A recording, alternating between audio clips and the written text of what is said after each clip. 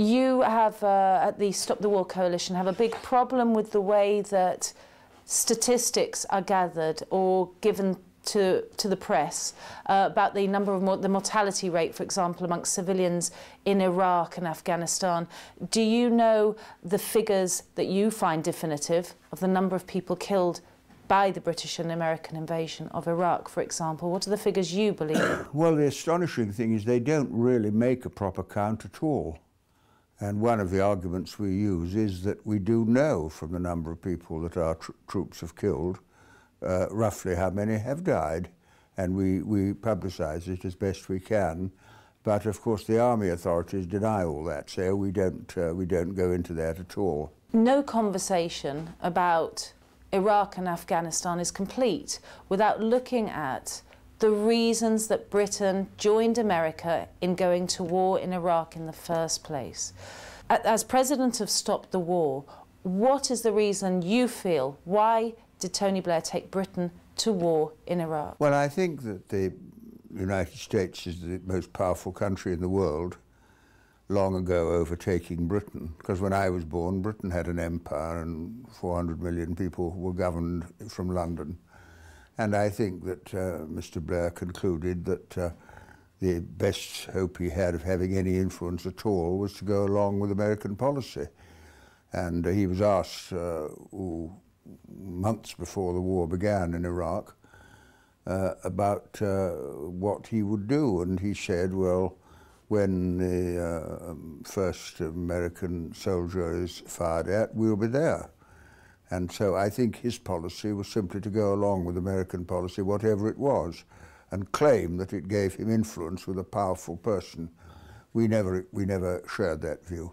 You've been quite outspoken in your criticism of Israel in the past, its role in the Middle East as some sort of broker for American interests in the region. Do you still hold that point of view that Israel and America are damaging the safety of the world with their policies rather than making it a safer place? Well, the story of Israel is one that I think everyone needs to think about. Because of my age, I remember the Nazis and the Holocaust, and hearing that the Jews wanted to go and settle in Israel, have a country of their own, which they didn't have, I was very sympathetic to that. In 1945, I was on leave as an RAF pilot in Egypt, and I had leave, and I wrote to the Jewish Agency, and I spent the night, the very day that Hitler surrendered, I spent in a Jewish kibbutz at Shara Galan, and I was very sympathetic to Israel at that time, and my view altered because of what happened. And I think the existence of Israel, the failure to recognize the rights of the Palestinians to their own homeland with a seat in the United Nations and a place in the world community, is one of the underlying tensions of the Middle East, which cannot be resolved.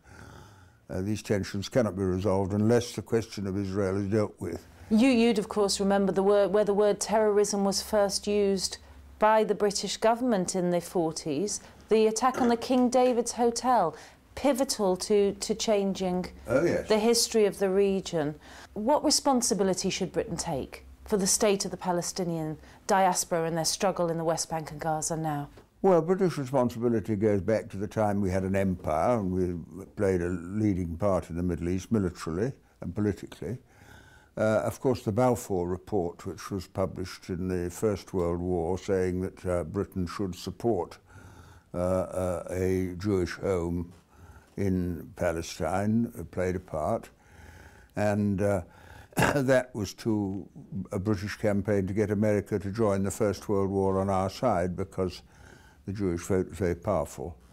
And so I suppose following that, the decision never to differ from American policy gives us a great responsibility, but it is now the United States that will have to change its view. And until that happens, and it's been proved to be serious, there won't be a change. And that is one of the major underlying problems in the Middle East. You spoke recently on the BBC. There was an appeal, disasters and emergency appeal, for Gaza when the bombing started. You went on the BBC and you criticised them for not issuing the appeal, and on it you said you've only held back on this appeal because the BBC wants to please the Israeli government. Why did you say that? Well, all the evidence that I had was that the British Broadcasting Corporation, the BBC, was very close to the Israeli government. In what way? In this politically very close. And the BBC denied that there had been war crimes committed when Israel attacked the Gaza. And now we know, of course, from the Goldstone report that that was not the case. So I think that is the way I would justify that. Let's talk about your time as a minister in the various departments in the 1970s. There was energy and there was industry and there was technology. You said at the time about the political system, as a minister, I experienced the power of industrialists and bankers to get their way by use of the crudest form of economic pressure, even blackmail, against a Labour government. We've just seen Gordon Brown give many of the British banks the biggest bailout in history. Is this Labour government being blackmailed again by industry? Well, I think the argument about the banks is a different argument. You see, I used to argue very strongly that we should support British industry because our strength as a nation depended upon our industrial production and capacity, and we allowed manufacturing industry simply to die by failure to support it. We invented railway trains, we don't make them anymore. We had in 1975 the biggest motorbike industry in the world, bigger than America, Germany, or wherever. We don't have it anymore. And so when the Prime Minister decided to intervene to prevent collapses of the banks, I thought that was right. But I thought that that policy should have applied in protecting our industry in the past. So that would be the way I would conclude it had happened. The recognition in the end that you cannot allow your industry or your financial system to collapse simply by allowing market forces to control the world. I think a lot of people would be really surprised to hear that Tony Benn, this bright light in the socialist movement, backs a $1 trillion bailout to banks. Is that right? Am I right there? Well, I'm in favour of taking the banks over, and if you put money in, you control them. I mean, after all, in effect, what the British government did was to buy the banks because they own a majority in some, not all of them, but some of them. Lloyd's that where I work, we have a majority holding. And I've always been in favour of that. And then I would expect that the government would impose certain conditions.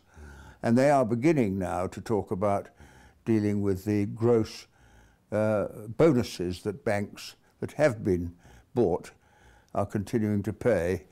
So I hope nobody hearing this discussion would misunderstand my position. I can see a glint in your eye. Do you think that Alistair Darling, the current Chancellor, is moving his party to the left by talking about taxing the rich for the first time? Well, I think taxing the rich is right. And I think it is a fact that the present Prime Minister and the Chancellor are moving in the right direction in terms of their idea of the role of government in relation to industry and finance.